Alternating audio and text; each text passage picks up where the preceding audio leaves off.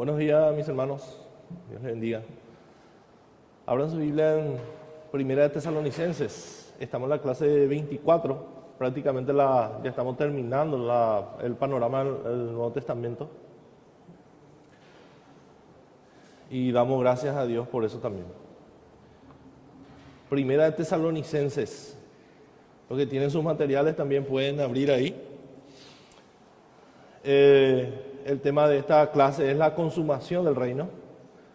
Ya vimos diferentes aspectos del reino de Dios y hoy vamos a ver la consumación de este reino. No sé si ya están ahí en Mateo capítulo 6. Jesús nos enseña cómo orar usando estas palabras.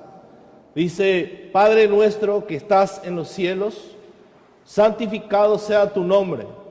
Venga tu reino, hágase tu voluntad, como en el cielo, así también en la tierra.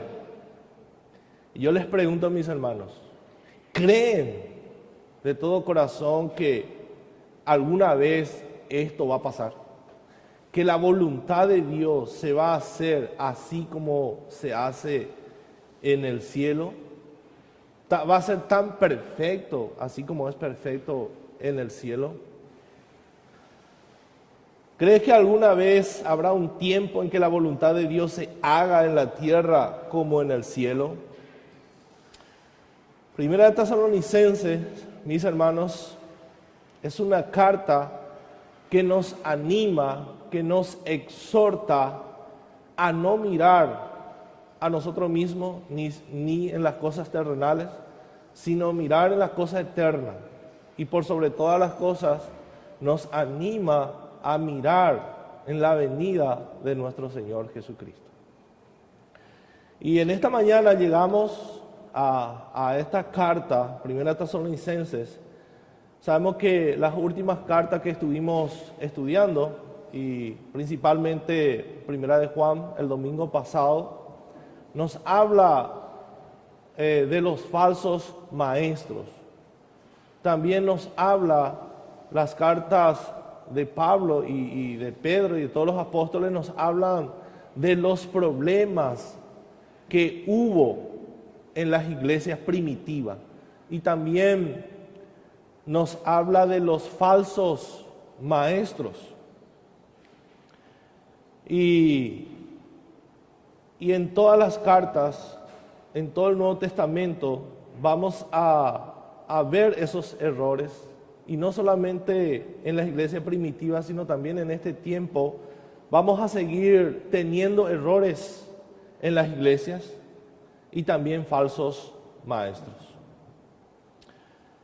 Pero vamos a considerar en esta mañana el énfasis que Pablo hace en la segunda venida de nuestro Señor Jesucristo. Y sabemos, mis hermanos, que por más que haya en este tiempo falsos maestros y que la iglesia seguirá teniendo errores, algún día esos errores y esos falsos maestros y todas las cosas falsas serán eliminadas y va a ser para siempre. ¿Y qué va a suceder, hermanos, cuando todas las cosas falsas, el pecado y los problemas sean eliminados? ¿Qué va a surgir? ¿Qué es lo que va a iluminar? La gloria de Cristo. Y esa es nuestra esperanza, que la gloria de Cristo va a iluminar toda la tierra y toda la creación. Y en eso nosotros como iglesia debemos poner nuestra esperanza. Es muy fácil como iglesia o como creyente, muchas veces somos desanimados o estamos desanimados por las cosas que suceden en el mundo, por los problemas, por las enfermedades, por todas las cosas por causa del pecado, pero nuestra esperanza está en que un día todas esas cosas serán eliminadas. Porque Dios ha prometido que en la segunda venida de Cristo todas esas cosas serán eliminadas. Entonces, ¿cuál es el propósito y el trasfondo de esta carta? ¿Quién puede leer 1 Tesalonicenses capítulo 1, versículo 4 al 6? Si me pueden ir acompañando con las lecturas, bien fuerte para que pueda salir el audio. 1 Tesalonicenses 1, capítulo 1, versículo 4 al 6. Porque conocemos, hermanos amados de Dios, vuestra elección, pues nuestro evangelio no llegó a vosotros en palabras solamente, sino también en poder, en el Espíritu Santo y en plena certidumbre. Como bien sabéis, cuáles fuimos entre vosotros por amor de vosotros. Y vosotros vinisteis a ser imitadores de nosotros y del Señor, recibiendo la palabra en medio de gran tribulación con gozo del Espíritu Santo. Amén. Entonces, este es el contexto que llevó a Pablo a escribir esta carta, que los hermanos de Tesalonicenses escucharon el Evangelio y con poder, no solamente con palabra, dice Pablo, sino también en poder, en el Espíritu Santo y en plena certidumbre. Como bien sabéis cuáles fuimos, dice, bien sabéis cuáles fuimos entre vosotros por amor de vosotros, o nosotros fuimos a predicar el Evangelio y ustedes fueron salvos por el Evangelio. Y al ser salvo por el Evangelio, dice Pablo, hubo una evidencia. O sea, ¿cuál era la evidencia de que los tesalonicenses fueron salvados por el Evangelio y no por Pablo? ¿Cuál era la evidencia? La segunda parte dice, vinisteis a ser imitadores de nosotros y del Señor. Hubo un cambio radical en la iglesia de Tesalónica. En su segundo viaje, Pablo fue a fundar esa iglesia y predicó el Evangelio. Entonces Pablo había predicado estas buenas noticias en la ciudad de Tesalónica. Y él fundó allí una iglesia durante su segundo viaje misionero. Y en Hechos 17:4 dice Pablo, y algunos de ellos creyeron. Pablo fue a predicar y algunos de ellos creyeron. ¿Y cuáles fueron esas personas?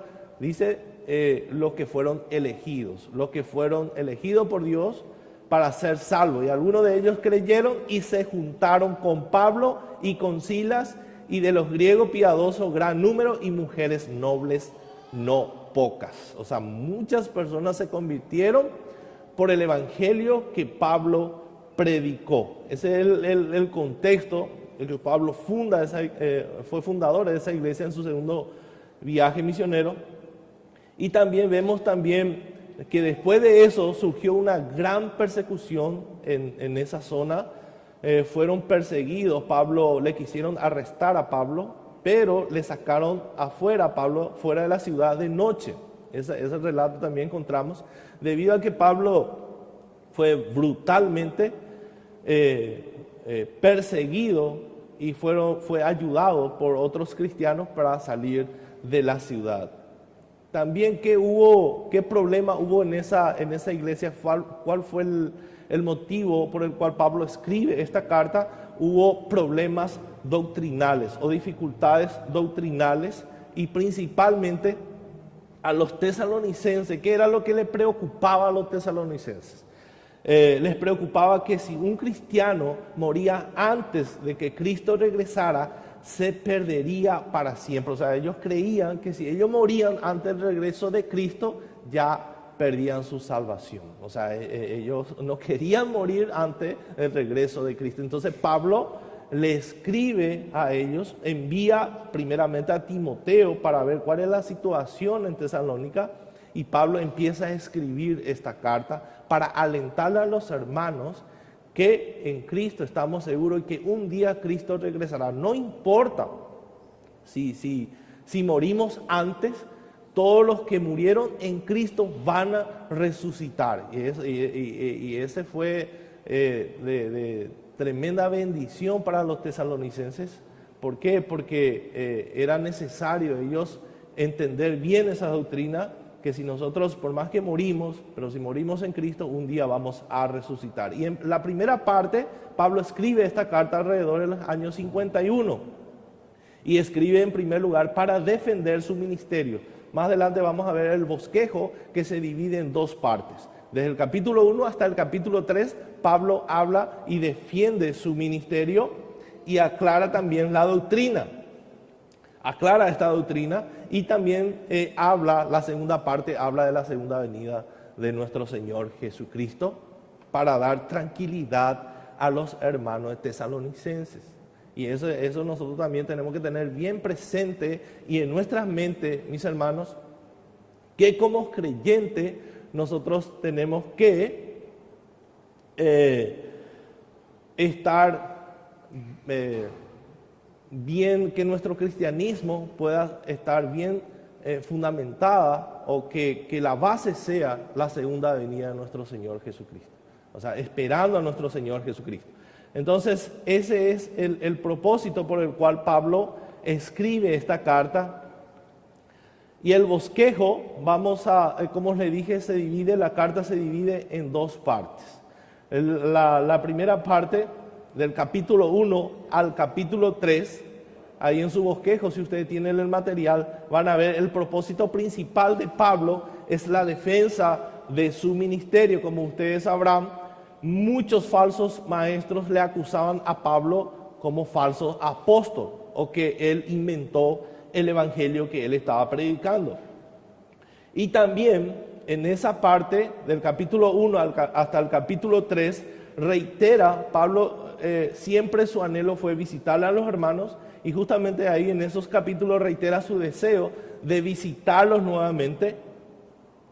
Y primera Tesalonicense capítulo 2 hasta el capítulo 3 concluye esta sesión con otra oración. Pablo era un hombre que oraba, hermanos, por los creyentes. Esa es la primera parte.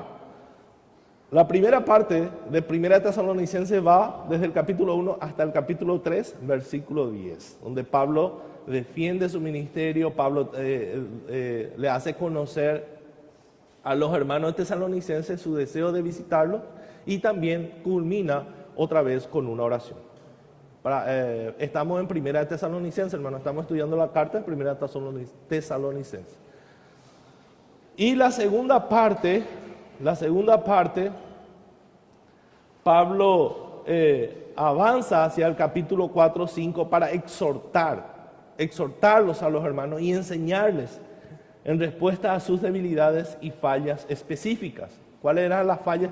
La falla que ellos estaban teniendo, la falla doctrinal, que pensaron que si ellos morían antes del regreso de Cristo, ya se perdía la salvación o la vida eterna. Entonces, la primera parte, capítulo 4, versículo 1 al 12, Pablo les recuerda la necesidad de vivir vidas agradables a Dios. Siempre en todas las cartas de Pablo, mis hermanos, ustedes van a notar que primeramente Pablo siempre les recuerda a los hermanos el evangelio.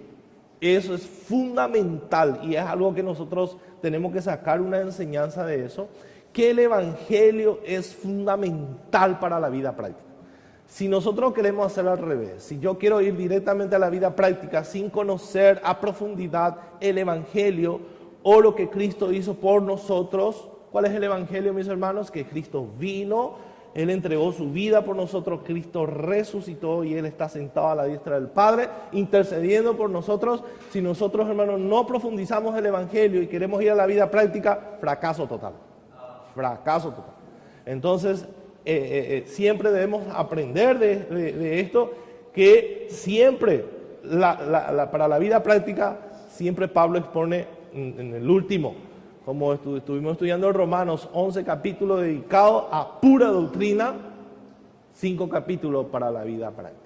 ¿Por qué? Porque eso nos va a llevar naturalmente. O sea, cuando Cristo dijo, mis mandamientos no son gravosos, ¿qué está diciendo? O sea, no puede ser pesado para ustedes. Se supone que un creyente me ama y es un deleite obedecer. O sea, a eso tenemos que llegar. A eso tenemos que llegar. David, ¿cómo llegaba? O sea, David, ¿qué hacía para no pecar contra Dios? ¿Qué hacía David en su oración? Dice que él meditaba de día y de noche. en la palabra del Señor. Jesús dijo, apartado de mí nada podéis hacer. O sea, si yo vivo apartado de la palabra de Dios, si yo no estudio a profundidad, si yo no estudio responsablemente la palabra de Dios, entonces, ¿qué va a suceder? La palabra de Dios no va a tener ningún efecto, o sea, no puede obrar, el Espíritu Santo no puede obrar en mi vida sin la palabra. Si yo le estoy orando al Señor, Señor, ayúdame, yo quiero obedecerte con todo mi corazón, yo quiero ser un creyente ferviente, Señor, ayúdame. ¿Cómo crees que el Señor te ayude? ¿Cómo el Señor nos va a ayudar, hermanos? Él ya nos dio su palabra. Entonces, nuestra responsabilidad es estudiar su palabra, orar al Señor para que de acá baje acá, porque es el trabajo, el poder del Espíritu Santo. Pablo daba gracias por los hermanos tesalonicenses, ellos se fueron a predicar el Evangelio, pero con el poder del Espíritu Santo, no con sus palabras, sino con el poder. Ellos predicaban, pero el poder del Espíritu Santo era el que hacía la obra en los corazones de los hermanos. Entonces no nos olvidemos, como creyentes, conocer la doctrina nos tiene que llevar a la vida práctica, una vida que le agrada a Dios. O sea, una persona, un creyente que está esperando la segunda venida del Señor, ¿cómo tiene que vivir? Esa es la enseñanza del apóstol Pablo a los hermanos tesalonicenses, como hijos de Dios. Esa es la primera parte, o sea, la segunda parte de Primera de Tesalonicenses, capítulo 4, versículo 1 al 12.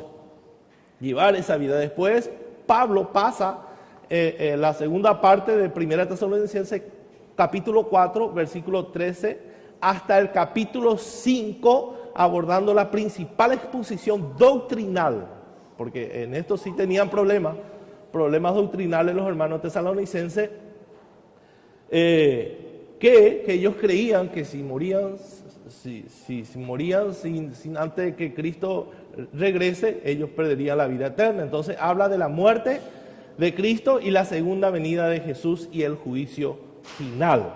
Y su propósito en todo esto es alentar a los hermanos tesalonicenses. O sea que Cristo un día va a regresar y van a resucitar. Los que murieron en Cristo van a resucitar.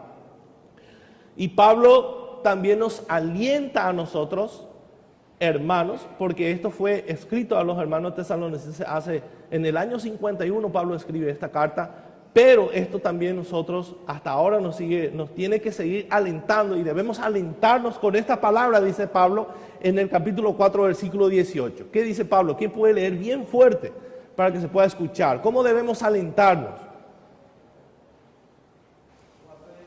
Sí. Por tanto, alentados los unos a los otros con estas palabras. ¿Con qué palabra? ¿Qué es lo que Pablo está enseñando? ¿Con qué debemos alentarnos? Cristo volverá. Cualquier momento Cristo puede venir. Entonces esa es nuestra esperanza. Esa es la esperanza del creyente. Por eso que en el mundo, como estuvimos viendo en las otras cartas, seguirán los problemas en la iglesia, seguirán habiendo falsos maestros, seguirán habiendo muchos errores en las iglesias. Pero y esto humanamente muchas veces a los líderes y a los creyentes nos desanima. Pero ¿qué es lo que nos va a animar otra vez?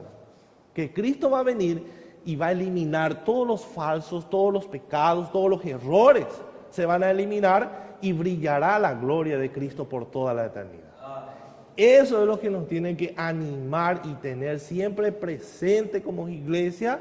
Y también Pablo más adelante nos va a dar 7 características principales de un pastor piadoso, de cómo es la vida de un pastor piadoso, y no solamente el pastor, sino todos los creyentes. Cómo debemos vivir esperando la venida de Cristo. En primer lugar, la primera señal de un ministerio cristiano genuino, o de un ministerio de un pastor piadoso, o de todos los creyentes, es la oración. Pablo era un apóstol que oraba y oraba por los creyentes, Y en primer lugar lo que él hacía, mis hermanos, nunca ver el error de las iglesias, sino siempre lo primero que él hace, le da gracia a Dios por los creyentes. Miren lo que dice en 1 Tesalonicenses capítulo 1, versículo 2 al 3. Si me pueden acompañar con la lectura, ¿quién puede leer bien fuerte? Sí. Damos siempre gracias a Dios por todos vosotros, haciendo memoria de vosotros en nuestras oraciones, acordándonos sin cesar delante de Dios y Padre nuestro, de la obra de nuestra fe, del trabajo de vuestro amor y de vuestra constancia, en la esperanza de nuestro Señor Jesucristo. En la esperanza de nuestro Señor Jesucristo. Hasta ahí, ¿verdad? Amén. O sea, ¿qué es lo que Pablo hace? ¿Qué es lo que Pablo recuerda en primer lugar en su oración? Lo que Dios ha hecho por la iglesia y lo que Dios está haciendo en la iglesia. Muchos pastores o líderes quieren caer en el error de mirar solamente el error de los hermanos, solamente el pecado de la iglesia. Lo que a nosotros nos tiene que llevar, porque la obra es del Señor. Y tenemos que dar gracias a Dios por lo que Él ha hecho y lo que está haciendo y lo que Él hará por la iglesia. Entonces nuestro deber como Pablo, mis hermanos, es predicar el Evangelio. Predicar fielmente el Evangelio, predicar así el Evangelio puro, la buena noticia que el Señor Jesucristo trajo del cielo. Y dejar que el Espíritu Santo haga la obra. Eso no quiere decir que no exhortemos. Sí, vamos a exhortar, pero no nos olvidemos de todo lo que Dios ha hecho en la vida de nosotros. Por eso también la iglesia tiene que aprender a dar gracias a Dios por la vida de sus hermanos. Aprender a ver la obra de Dios en la vida de sus hermanos y dar gracias. ¿Cuántos han orado así, hermanos? Te doy gracias por la vida de fulano, porque yo veo cómo él está batallando, él está luchando contra el pecado. Yo veo el cambio, Señor, que tú has hecho en su vida. De nuestras esposas y las mujeres por su esposo. No solamente tenemos que ver los errores, ni los pecados, sino lo que Dios está haciendo. Entonces Pablo, lo que le caracterizaba a Pablo era la oración. Y Pablo dice, acordándonos sin cesar. Sin cesar. O sea, esto no era una vez, sino sin cesar, dice Pablo, delante del Dios y Padre nuestro. Del trabajo que la iglesia hizo, de su confianza en Cristo y de su amor. Era evidente el amor de ellos. Era evidente. Esa fe, fíjense que esa fe que nosotros decimos que tenemos en Cristo Jesús, ¿cómo se tiene que manifestar? ¿Qué dice la Biblia? Si nosotros decimos que le amamos a Dios y aborrecemos a los hermanos. O sea, hay dos mandamientos. Si yo digo que creo en Jesús, si mi confianza está en Jesús, ¿cómo manifiesto eso? ¿Qué me dice Santiago? Se tiene que ver, ¿dónde? ¿Dónde se va a ver, hermanos? En las iglesias. Amando a mis hermanos, sirviendo a mis hermanos, porque eso fue lo que Cristo vino a hacer. De tal manera amó al mundo, no termina ahí, sino ha dado su vida por cada uno de nosotros. Eso es lo que dice la Biblia.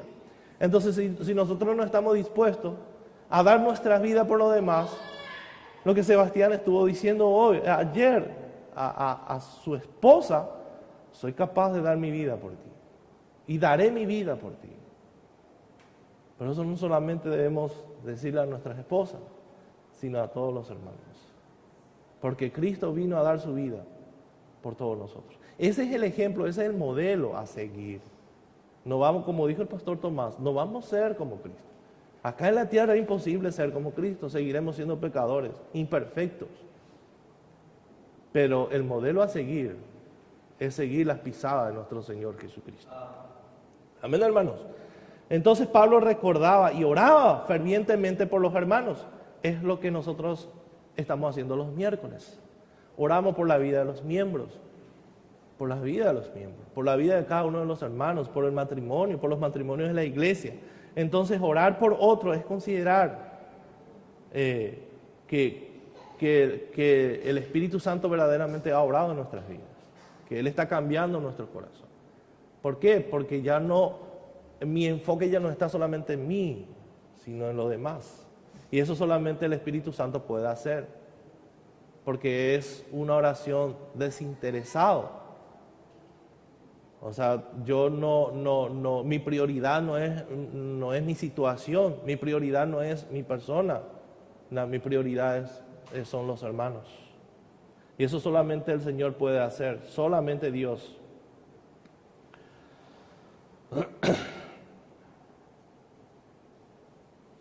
Y es algo tremendo y una experiencia tremenda, mis hermanos, lo que vamos a experimentar si intercedemos por los demás en nuestra oración privada, cuando estamos solos. Que a veces nos encerramos para contarle a Dios todo de nosotros, pero qué bueno sería orar por los demás. El enfoque deberíamos aprender de Pablo. El enfoque de su oración era en las cosas más importantes, en lo que dura eternamente. Él nunca oraba por las circunstancias por el cual estaba pasando, sino oraba para que el Señor siga obrando en la vida de los creyentes. Esa es la primera característica de un líder o de un creyente piadoso.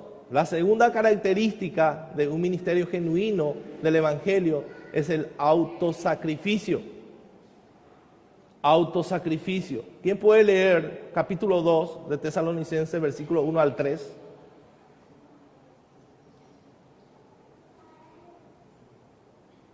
Porque vosotros mismos sabéis, hermanos, que nuestra visita a vosotros no resultó vana, pues habiendo antes padecido, hicieron un tratado y, como sabéis, tuvimos de nuevo en nuestro Dios, para anunciaros el Evangelio de Dios en medio de gran oposición, porque nuestra exhortación no procedió de error ni de pureza, ni fue por engaño. Amén. O sea, ¿qué es lo que Pablo estaba diciendo? Yo estoy dispuesto a sacrificar mi propia seguridad, mi propia vida, mi propio beneficio por amor a ustedes. Yo no les predico el Evangelio para mi beneficio. Acá vemos la gran diferencia que había entre Pablo y los falsos maestros. Los falsos maestros en Romanos, ¿qué hacían? Predicaban para su propio vientre, o sea, para su propio beneficio. Y Pablo dice, yo no pienso en mi beneficio, yo pienso en el beneficio de ustedes. Yo doy mi vida, no importa, yo no tengo temor de hombres. Yo voy a predicar el Evangelio y estoy dispuesto a sacrificar mi tiempo, y es lo que más nos cuesta a nosotros, mis hermanos. Cuando vamos a servir a los demás, ¿qué es lo que hacemos? Renunciamos a nuestro tiempo, renunciamos a nuestros beneficios, y esto no es fácil. Es de autonegación, es autonegarnos. Ya no pienso en mi comodidad. Si nosotros vamos a pensar en nuestra comodidad, no vamos a hacer absolutamente nada. No le vamos a ayudar a nadie. Imagínense si yo le digo a usted, yo ya renuncio al pastorado porque quiero vivir mi vida. El Señor nos ha llamado a servirle a Él. El Señor nos ha llamado a cada uno de nosotros a servir a los demás, y eso requiere renuncia. Y es lo que más nos cuesta hacer, renunciar a nuestro tiempo, a nuestra comodidad, porque eso implica muchas veces gastos muchas veces no tenemos, y aún así uno hace. Y siempre, hermanos, siempre lo que nos va a animar, y lo que a mí personalmente siempre me anima, es esta palabra: que todo lo que hacemos debemos hacer como para el Señor.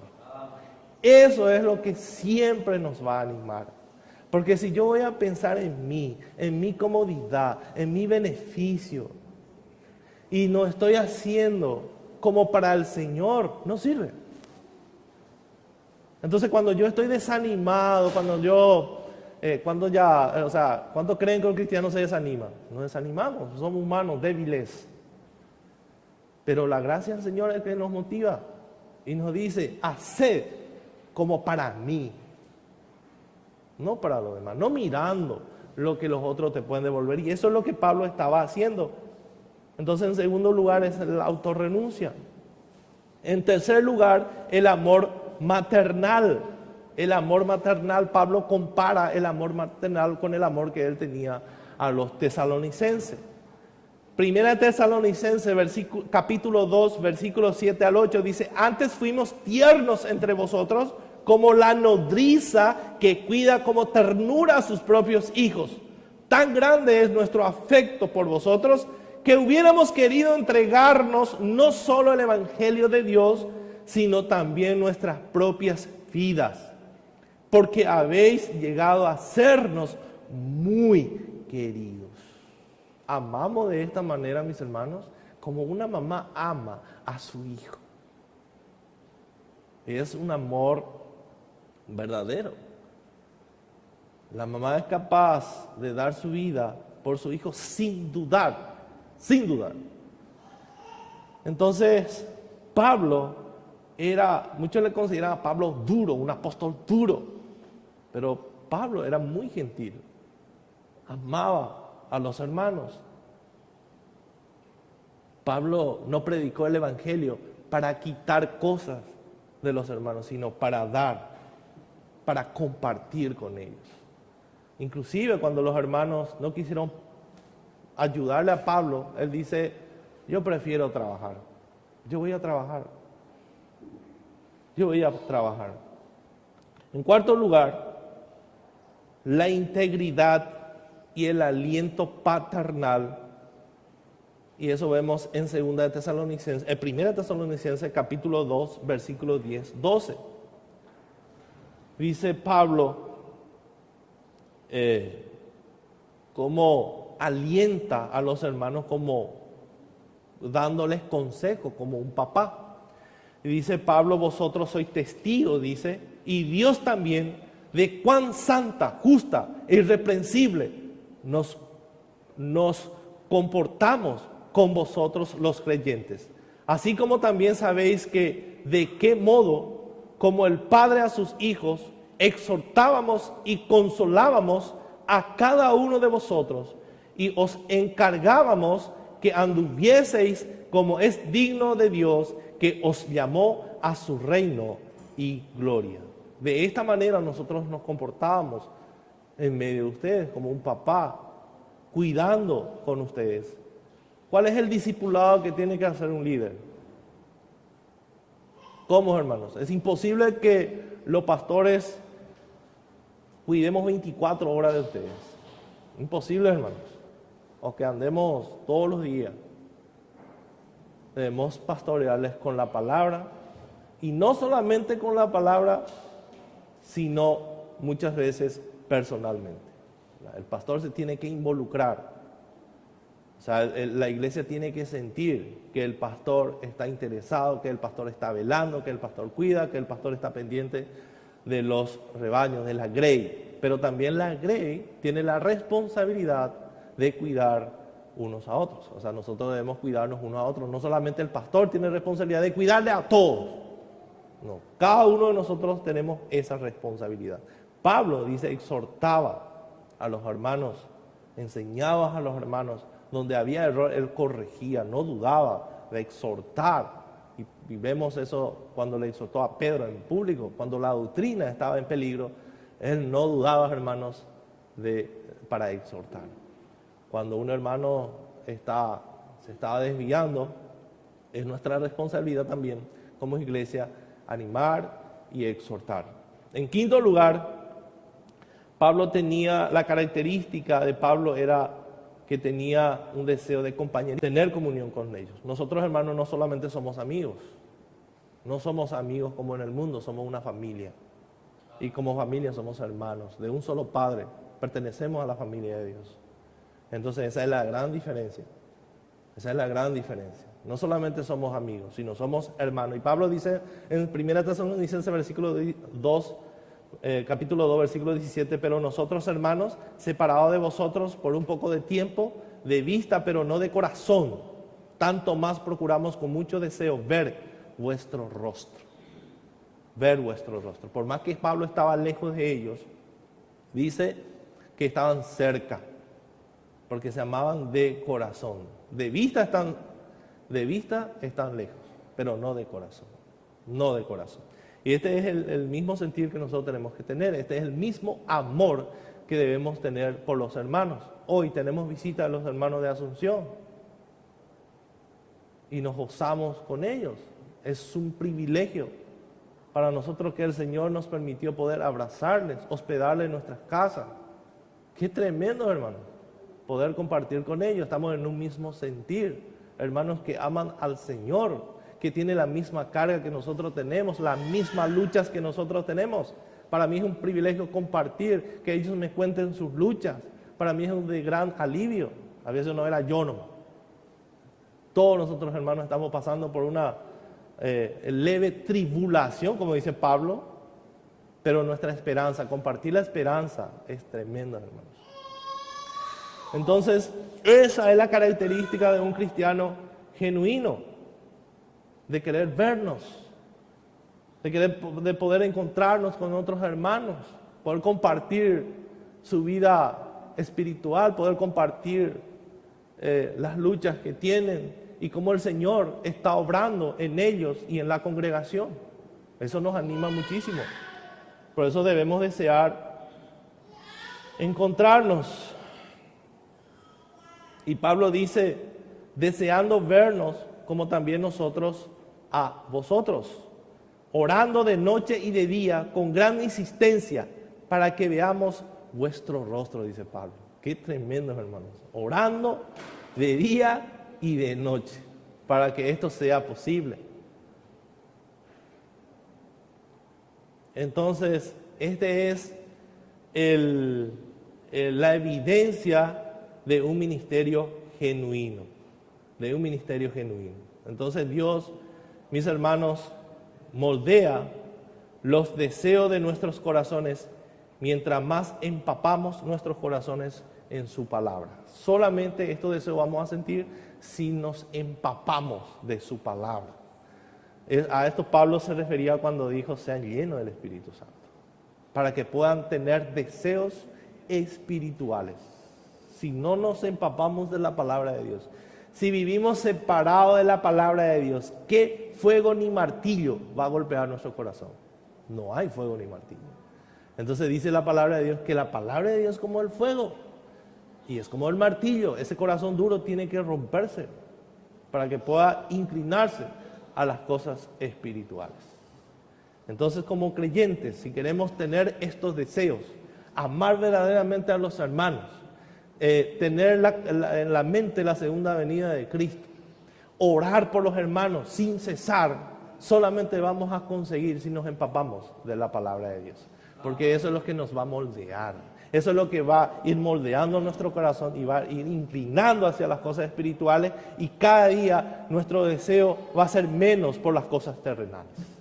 Y eso es lo que Dios quiere, que no echemos raíces profundas acá en la tierra, porque esta no es nuestra morada eterna. Nosotros estamos esperando a una ciudad celestial y que eso se haga presente. En sexto lugar es el gozo. Es el gozo. ¿Dónde estaba el gozo de Pablo? Él predicaba el evangelio, él ministraba fielmente y el resultado era su gozo. Entonces Pablo dice varias veces que se regocija a causa de los tesalonicenses. O sea, se regocijaba en la obra del Señor, no mirando a los hermanos, sino lo que el Señor estaba haciendo en la iglesia. Si nosotros miramos como líderes a la iglesia, nosotros muchas veces vamos a desanimar y no vamos a tener gozo. Y muchas veces vamos a decir, me temo que he trabajado en vano. Pero cuando miramos que Dios es el que va a hacer la obra, nuestro deber es predicar el evangelio. Entonces Pablo dice en 1 Tesalonicenses capítulo 2 versículo 19 al 20, porque ¿Cuál es nuestra esperanza o gozo o corona de que me gloríe? ¿No lo sois vosotros delante de nuestro Señor Jesucristo en su venida? Dice Pablo, vosotros sois vuestra gloria y gozo. Ustedes son el resultado del Evangelio. El resultado del Evangelio, el capítulo 3, el versículo 9 dice, por lo cual, ¿qué acción de gracia podremos dar a Dios por vosotros, por todo el gozo con que nos gozamos a causa de vosotros delante de nuestro Dios? Nos gozamos en la obra que el Señor está haciendo en ustedes. Entonces, un pastor o un anciano piadoso es aquel que encuentra una alegría evidente al conocer y guiar a su rebaño. O sea, nosotros como líderes debemos saber lo que el Señor está haciendo por ustedes o por su iglesia. Y eso nos va a llevar a poner nuestra confianza en Dios y no en la iglesia, no en usted o que la iglesia puede hacer, porque somos pecadores. Y finalmente, también la iglesia no debe poner su esperanza en el pastor. ¿Se entiende? No debe poner su confianza en el pastor, porque ¿cuántos saben que el pastor puede fallar y que el pastor va a morir? Nuestra esperanza tiene que estar en Cristo. Entonces, si ustedes ven que sus pastores están creciendo, que sus pastores están procurando hacer la obra del Señor, darle gracias a Dios, porque de Él es la obra. Entonces, finalmente, la esperanza. Pablo tiene esperanza por los tesalonicenses. Su esperanza no está en ellos. ¿Por qué? Porque la iglesia no puede mantenerse a sí misma, sino su esperanza está en el Dios que los ha elegido. Y como dice en 1 Tesalonicenses, capítulo 5, versículo 23 al 24, y el mismo Dios de paz os santifique por completo, y todo vuestro ser, espíritu, alma y cuerpo sea guardado irreprensible para la venida de nuestro Señor Jesucristo. Fiel es el que os llamó, el cual también lo hará. O sea, ¿quién es el que va a sostener hasta el final nuestra vida espiritual? Es Dios. No nosotros, no la iglesia. Entonces mi esperanza no estoy preocupado todo el tiempo. El que persevera hasta el fin. Muchas iglesias usan mal. Vos tenés que perseverar hasta el fin. Vos tenés que hacer. Si es así, sí tenemos motivo para preocuparnos. Pero la obra es del Señor. Dice que Él guardará, dice, por completo vuestro ser, espíritu, alma y cuerpo.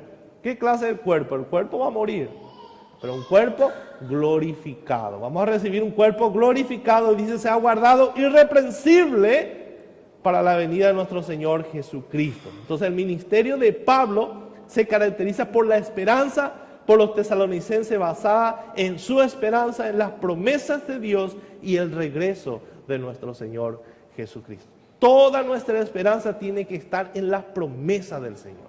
Cuando nosotros decimos que tenemos esperanza en Cristo, ¿qué te viene en la mente? Una de las promesas que el Señor le hizo a sus apóstoles cuando Él ya estaba yendo de esta tierra. ¿Qué promesa le hizo a sus apóstoles cuando todos de repente estuvieron desanimados? En Juan 14 le dice, yo iré a preparar morada para ustedes. Imagínense esa palabra en ese momento, cuando Jesús les dijo, yo ya estoy a punto de partir y ustedes se van a quedar, pero yo me voy, no les voy a abandonar nunca, porque estaré con vosotros hasta el fin del mundo. Lo que yo voy a ir a hacer es preparar un lugar especial donde ustedes van a morar eternamente, y cuando llegue el tiempo yo vendré a buscar. Qué esperanza, hermano, qué tremendo. Entonces ahí entendemos lo que Romanos 8 dice, que ni la muerte nos puede separar del amor de Cristo. ¿Por qué? Porque Él guarda nuestro espíritu, nuestra alma, nuestro cuerpo. Él guarda. Fiel es el que os llamó. Cuando nosotros decimos que Dios es fiel, ¿qué estamos diciendo, hermano? Que fiel es nuestro Dios. De repente en la iglesia usamos mucho esa palabra. Vamos a darle gracias a Dios por su fidelidad. ¿Qué está haciendo? ¿Qué es lo que estamos diciendo? ¿Por qué le damos gracias a Dios? Porque Dios va a cumplir sí o sí sus promesas. Sí o sí va a cumplir sus promesas. Entonces, cuando decimos que Dios es fiel, Él cumple sus promesas. Todo lo que le prometió a la iglesia, todo. Él no va a hacer nada de lo que no prometió, como muchos de esos falsos maestros enseñan. Nuestra esperanza no es terrenal, es celestial, es espiritual. Entonces fuimos bendecidos por Cristo, dice, con todas las cosas espirituales. ¿Y los materiales cómo vienen? ¿Cómo? Añadidura, hermanos, como añadidura. Ahí están, 7 marcas de un ministerio cristiano genuino. ¿Cuáles eran? La oración, el autosacrificio, el amor maternal, el aliento paternal y un deseo de compañerismo, el gozo y la esperanza. Y estos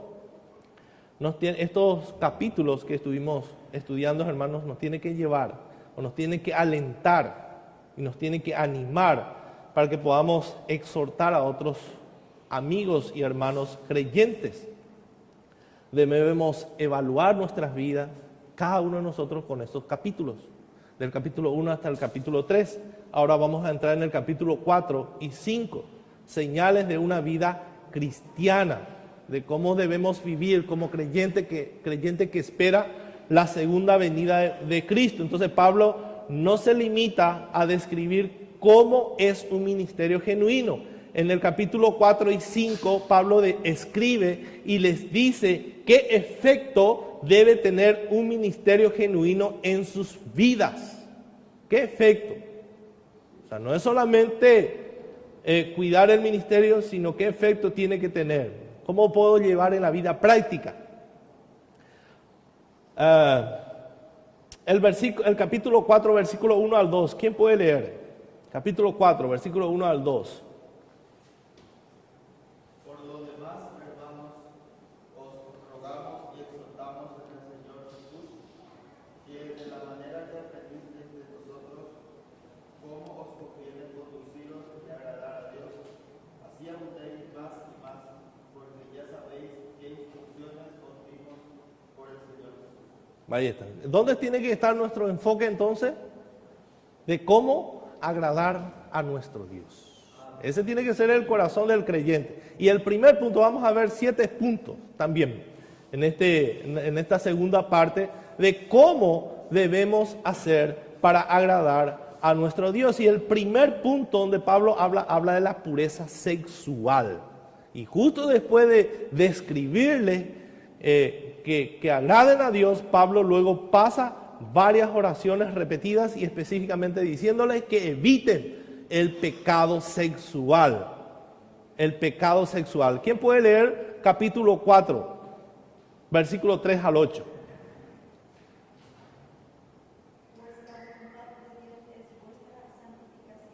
Sí.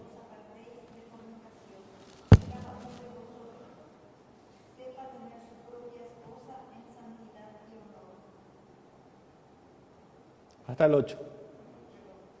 No en pasión de concupiscencia como los gentiles que no conocen a Dios, que ninguno agravie ni engañe en nada a su hermano, porque el Señor es vengador de todo esto. Como ya os hemos dicho y testificado, pues no nos ha llamado Dios a inmundicia, sino a santificación. Así que el que desecha esto no desecha a hombres, sino a Dios, que también nos dio su Espíritu Santo. Ahí está. Amén. Entonces, ¿qué significa santo? Que somos santos del Señor. Pablo le saluda a los santos de Tesalonicenses, a los santos de tal lugar. ¿Qué significa eso, hermano? Que el Señor nos ha apartado. Eso significa ser santo, apartado para el Señor. Y como cuando preguntamos, ¿y cuál es la voluntad de Dios para mí? ¿Cuál es la voluntad de Dios, hermano? El primer punto, la santificación. Que os apartéis de fornicación, dice. Y no en pasión de concupiscencia, como los gentiles que no conocen a Dios. Y esa es la gran diferencia. No vamos a ser perfectos, pero sí hay un estándar donde tenemos que poner nuestra mirada, que es Dios, a nuestro Dios perfecto. Dios aborrece el pecado. Por lo tanto, como tenemos su Espíritu Santo, dice Pablo, dice en la última parte, dice que también os dio su Espíritu Santo. Está con mayúscula. Entonces, ¿qué tenemos nosotros? ¿Cuál es la diferencia que tenemos? La diferencia hizo Cristo en nosotros, que nos dio su Espíritu Santo, y como tenemos el Espíritu Santo, nosotros debemos amar lo que Dios ama y odiar lo que Dios odia.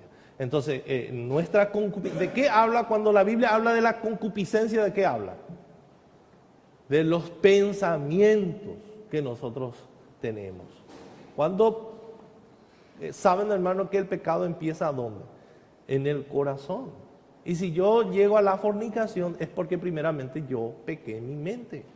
Ahí estuve maquinando todo. Primero el pecado empieza aquí.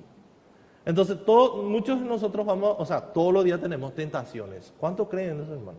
Todos los días somos tentados. Hasta ahí no es pecado. Hasta ahí no es pecado. Pero cuando yo abrazo la tentación, ya pequé contra Dios. Cuando doy lugar a la tentación en mi vida, ya pequé contra Dios. ¿Y qué es lo que nos va a salvar de esas tentaciones? ¿Qué tenemos que hacer? ¿Cómo? Sí. Cuando sos tentado, ¿qué necesitas? ¿Cuál es tu espada? La palabra de Dios. Entonces, como dice el pastor John MacArthur, mínimamente necesitamos 25 versículos en mi mente cuando estoy tentado. Imagínense una mente vacía de la palabra de Dios. ¿Qué muro vamos a tener? No hay muro, es fácil para el enemigo entrar en la mente, es fácil, vulnerable, es como una ciudad sin muralla. El enemigo ataca fácilmente, entra fácilmente.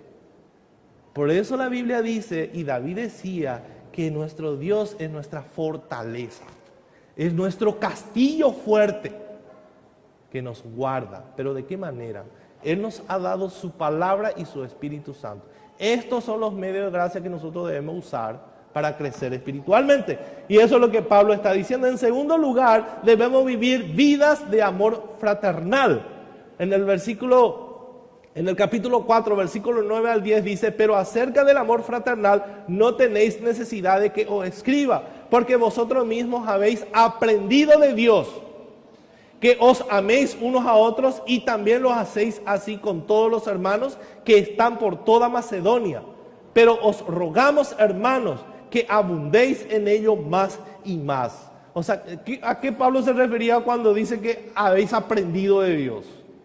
¿Dónde nosotros vemos el amor de Dios? ¿Dónde debemos mirar? La cruz, exactamente. Entonces, de esa manera Dios nos ama, que fue capaz de dar la vida a su propio hijo, porque si Él quería, no era necesario, porque todos merecíamos el infierno. Entonces, de esa manera, entonces también nosotros debemos amarnos. La iglesia tiene que tener este mismo amor. ¿Por qué, hermanos? Porque nosotros podemos amarnos con un amor ágape, un amor desinteresado, un amor que renuncia, un amor que no piensa en sí mismo. 1 Corintios 13, el amor no egoísta. Hay una lista de un corazón que es totalmente diferente de un corazón inconverso. ¿Verdad? Porque el corazón inconverso es egoísta, piensa en sí mismo. El creyente no. Entonces a eso se refiere de este amor fraternal, el amor ágape, el amor que Dios ha derramado en nuestros corazones. Él dice que Él ha derramado, por eso tenemos este amor, si no jamás íbamos a amarnos con este mismo amor. Entonces otra vez, toda la gloria sea para Dios. Y en tercer lugar, la respetabilidad. Nosotros como creyentes debemos ganar el respeto de los demás, el respeto. No exigir respeto, sino ganar. Y Pablo dice en 1 Tesalonicenses capítulo 4, versículos 11 y 12, y que procuréis tener tranquilidad y ocuparos en vuestros negocios y trabajar con nuestras manos de la manera que os hemos mandado, a fin de que os conduzcáis honradamente para con los de afuera y no tengáis necesidad de nada. O sea, ¿qué estaba pasando en Tesalónica cuando Pablo escribió esta carta? Bueno, ya que Cristo ya está cerca de la venida de Cristo, ya no vamos a trabajar, ya no vamos a estudiar, ya no vamos a hacer absolutamente nada y vamos a esperar la segunda venida de Cristo. Eso, ustedes saben que muchas iglesias piensan hasta ahora y le dicen a su hijo, no, mi hijo, no. A mí me dijo un hermano que su hijo no era necesario que estudie porque Cristo va a venir. Que la venida de Cristo ya está cerca. Entonces, como creyentes, hermano, nosotros tenemos responsabilidad de este lado del reino. ¿Qué dice la Biblia? Que tenemos que ser luz y sal. Luz que debemos ser de testimonio para la gente de afuera. Nosotros como creyentes debemos prepararnos, capacitarnos, porque todas las cosas creadas fueron creadas por Dios. Si hay una universidad, ¿quién creó? Y además la universidad fue creada por los creyentes. ¿Sabían ustedes eso? Los creyentes, los hospitales. Entonces nuestra responsabilidad es capacitarnos. Trabajar duro para sostener a nuestra familia. Trabajar duro para ayudar a la iglesia, a nuestros vecinos. Imagínense todos los días te corregí en la casa. ¿Qué van a decir los vecinos? Como la iglesia católica, muchos años y hasta ahora enseña que el trabajo es una maldición. Yo les pregunto, ¿es una maldición el trabajo? No, porque el trabajo se creó antes que el hombre caiga en pecado. Antes, hermano. Entonces, cuando nosotros trabajamos, cuando una persona no trabaja en la sociedad, ¿cómo le consideran en tu vecindad? Haragán, vago. O sea, eso es mal visto por la sociedad. Entonces, pero cuando una persona trabaja, esa persona es trabajadora, trae sustento en su hogar, es honesto. Entonces el trabajo nos da dignidad. ¿Se entiende, hermano? ¿Entiende? Entonces, ¿qué estaba pasando en esa época? Los hermanos ya estaban esperando la venida de Cristo y pedían a otro. Entonces, el que no trabaja, dice Pablo, no coma. En ese contexto Pablo estaba diciendo. El que no trabaja no coma. O sea, porque el Señor le ha dado capacidad para estudiar, para capacitarse, para hacer todo, para vivir dignamente. Entonces, como creyentes debemos trabajar. Y en cuarto, estar despiertos a Dios. Pablo dice en capítulo 5, versículo 4 al 8, mas vosotros, hermanos, no estáis en tinieblas, para que aquel día os sorprenda como ladrón. Porque todos vosotros sois hijos de luz e hijos del día. No somos de la noche ni de las tinieblas. Por tanto, no durmamos como los demás, sino velemos y seamos sobrios. Pues los que duermen, de noche duermen. Y los que se embriagan, de noche se embriagan. Pero nosotros, que somos de día, seamos sobrios, habiéndonos vestido de la coraza de fe y de amor y con la esperanza de salvación como yelmo. Ahí está. Entonces debemos estar despiertos a Dios. No estamos dormidos, sino que estamos despiertos, alertas y sobrios. Pablo no quiere que los cristianos sean adormecidos por este mundo, ni sean engañados por la apariencia atractiva de sus placeres pasajeros. A eso se refiere cuando estamos dormidos espiritualmente. O sea, no discernimos nada de las cosas espirituales. Ni mucho menos vamos a estar esperando la segunda venida de Cristo. Nada de eso. O sea, yo no tengo ningún anhelo, ningún deseo por las cosas espirituales. Eso significa cuando un cristiano está durmiendo espiritualmente. No estamos muertos, durmiendo. Entonces nos exhorta en Efesios, dice en un pasaje, despierta tú que duermes. ¿Por qué? Porque la noche está avanzada, dice. La noche está avanzada, se acerca el día. Se acerca la venida de nuestro Señor Jesucristo. Entonces no debemos estar debemos estar espiritualmente despiertos. ¿Y cómo yo sé que estoy despierto espiritualmente? ¿Cómo yo sé, hermanos? Estoy despierto espiritualmente y no estoy dormido. Mi enfoque está en las cosas espirituales. Mi prioridad es la cosa espiritual.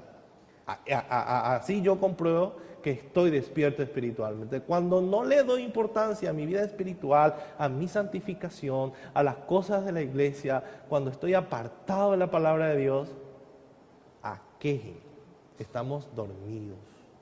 Porque el que duerme, ¿qué hace? No tiene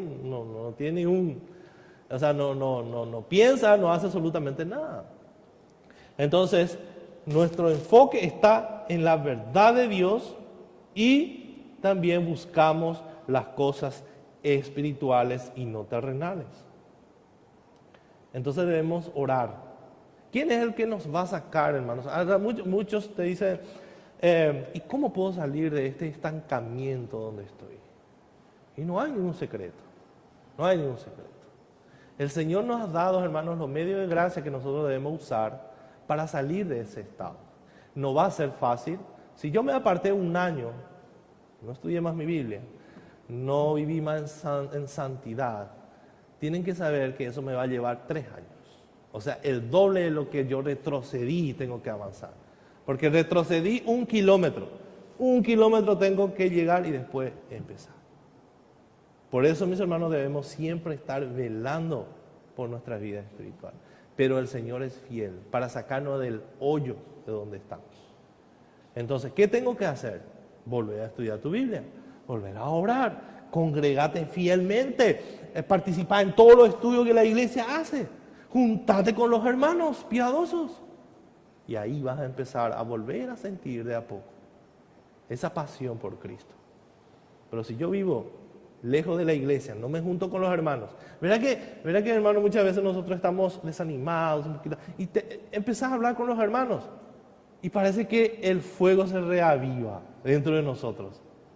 Y volver a congregarte, participar en los estudios bíblicos, empieza otra vez ese deseo y empezamos a caminar y empezamos a hacer, ya está. De eso no tenemos que descuidarnos. En quinto lugar, Pablo alerta a otros, alerta. En el capítulo 5 es nuestro deber también alertar, somos atalaya.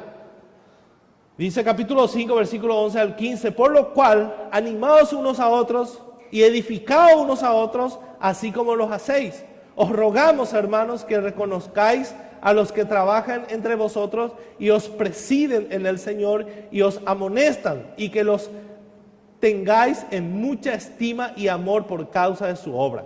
Tened paz entre vosotros. También os rogamos, hermanos, que amonestéis a los ociosos, que alentéis a los de poco ánimo, que sostengáis a los débiles, que seáis pacientes para con todos. Mirad que ninguno pague a otro mal por mal, antes seguid siempre lo bueno unos para con otros y para con todos. Entonces, ¿qué debemos hacer? Dice Pablo, amonestéis a los ociosos, a los que no quieren trabajar, a los que no quieren estudiar, a los que no quieren hacer nada, tienen que hacer. También debemos alentarle a los poco ánimo, a los que están desanimados. Debemos sostenerle a los débiles. ¿Se dan cuenta, hermano, que no es toda exhortación? No. Si mi hermano es débil, ¿qué tengo que hacer? ¿Qué debemos hacer con los débiles? Trae tu brazo y yo voy a llevar contigo tu carga. Vamos, mis hermanos, vamos a llegar hasta la meta. Allá es la meta. Pongamos nuestra mirada en la segunda venida de Cristo. Vamos juntos, le agarramos y vamos caminando. Esa es el corazón del creyente. Entonces debemos alentarnos. Y en sexto lugar, Pablo exhorta a los tesalonicenses y a nosotros a vivir una vida centrada en Dios. Y dice en el capítulo 5, versículo 16 al 18, estad siempre gozosos, orad sin cesar, da gracias en todo, porque esta es la voluntad de Dios para con vosotros en Cristo Jesús. Entonces, ¿cómo puedes estar siempre gozoso? Si centras tu vida en Dios, independientemente de lo que suceda en el trabajo, independientemente de lo que suceda en el hogar, independientemente de lo que suceda en la iglesia, puedes tener gozo, porque tu mirada está puesta en el Señor Jesús, que es el autor y consumador de nuestra fe. No miremos a los hombres, no miremos ni quitemos nuestra mirada de Cristo. Cuando Pedro quitó su mirada de Cristo, ¿qué pasó? Plom, se hundió. La misma cosa. Cuando nosotros quitamos nuestra mirada de Jesús, vamos a hundirnos en nuestros problemas, vamos a hundirnos en los problemas de los demás, vamos a desanimarnos totalmente, pero mientras pongamos nuestra mirada en Cristo Jesús y toda nuestra esperanza en Él, vamos a perseverar firme, caminando con el Señor.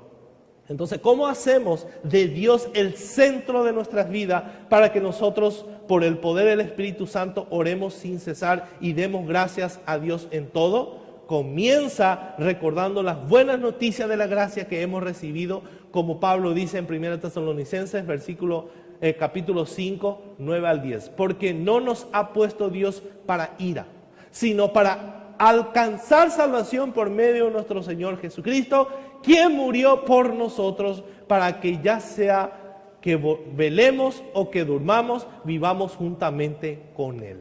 Este asombroso evangelio, mis hermanos, es lo que cambia el fundamento de nuestra vida para que Dios esté el centro, que sea el centro de nuestro ser. Estas palabras, hermanos. Que el evangelio que el Señor nos ha dado es perfecto, que el evangelio es nuestro alimento, que el evangelio es el fundamento de nuestro cristianismo. Es el evangelio. Nunca debemos descuidar eso. Y finalmente, séptimo, vive una vida con discernimiento. Cuando Pablo llega a sus conclusiones, dice, no apaguéis al Espíritu Santo. O sea, y también dice, no menospreciéis las profecías. Examinadlo todo, retened lo bueno, absteneos de toda especie de mal. Dice, examinarlo todo. O sea, la vida, dice Pablo, es corta, no la desperdicies en cosas estúpidas y malvadas, porque la vida es corta. Yo les pregunto a los maridos, si en esta vida no les amamos a nuestra esposa, ¿cuándo vamos a amar? Les pregunto a los hermanos, si en esta vida no nos servimos y no les amamos a los demás, ¿cuándo vamos a hacer? Si solamente tenemos esta vida para hacer todas esas cosas. El Señor ha sido fiel y seguirá siendo fiel con nosotros por medio de sus promesas.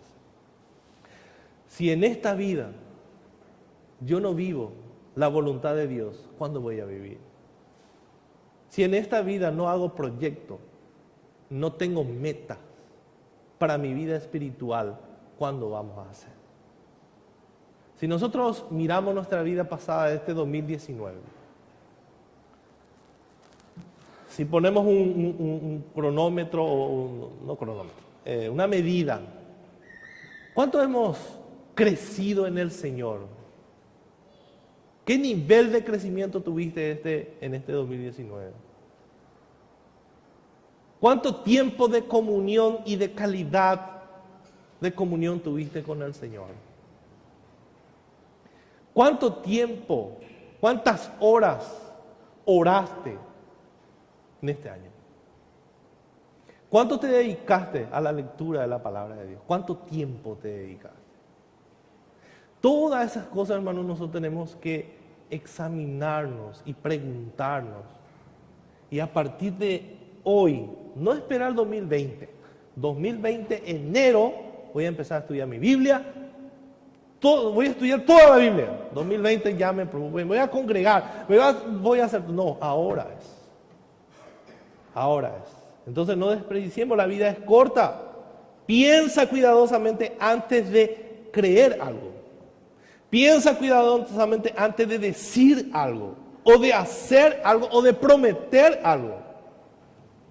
El mal está en todas partes. El mal está en todas partes, por eso debemos orar sin cesar, dice Pablo. No apaguéis al Espíritu Santo. Esas son las formas en que debemos comportarnos a la luz del fin del mundo. ¿Cuántos saben, hermano, que este mundo va a terminar? Entonces, amémonos unos a otros. Enfoquémonos en vivir una vida de fidelidad respetable y tranquila. No perdamos nuestro tiempo o energía en cosas vanas. Animémonos unos a otros, porque la venida del Señor está cerca. La venida del Señor está cerca. Él va a regresar. Esa es la promesa del Señor. Pablo dice en el capítulo 4, versículo 16 al 17, porque el Señor mismo, con voz de mando y con voz de arcángel y con trompeta de Dios, descenderá del cielo, y los muertos en Cristo resucitarán primero. Luego nosotros, los que vivimos, los que hayamos quedado, seremos arrebatados juntamente con ellos en las nubes para recibir al Señor en el aire, y así estaremos siempre con el Señor. Animados con estas palabras, alentados con estas palabras, que el Señor, la venida del Señor está cerca, que Él se fue a preparar morada para nosotros, y no nos olvidemos, Jesús mismo enseñó esto, es una promesa del Señor que Él regresará, Él va a regresar. Entonces la esperanza que tenían que tener estos hermanos Tesalónica, que ni la muerte, ni la espada, ni la tribulación, ni nada, para estar para siempre con Él. Entonces, como dice Pablo, la muerte para nosotros ya no es una tragedia, como para ese el inconverso. Para nosotros, dice Pablo, es una victoria, es una ganancia, y la muerte es una puerta de entrada en la presencia del Señor eternamente. Esa es la promesa.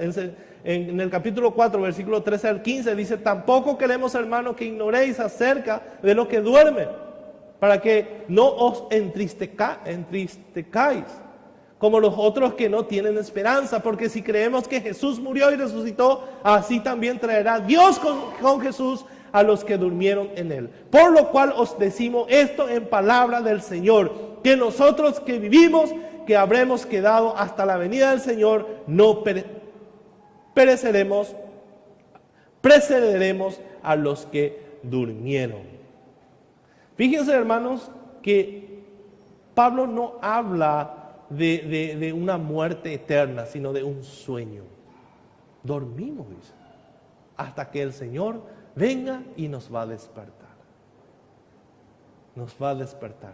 Y esa es la esperanza. Y esta doctrina debe ser un estímulo para la esperanza y la santidad de los creyentes.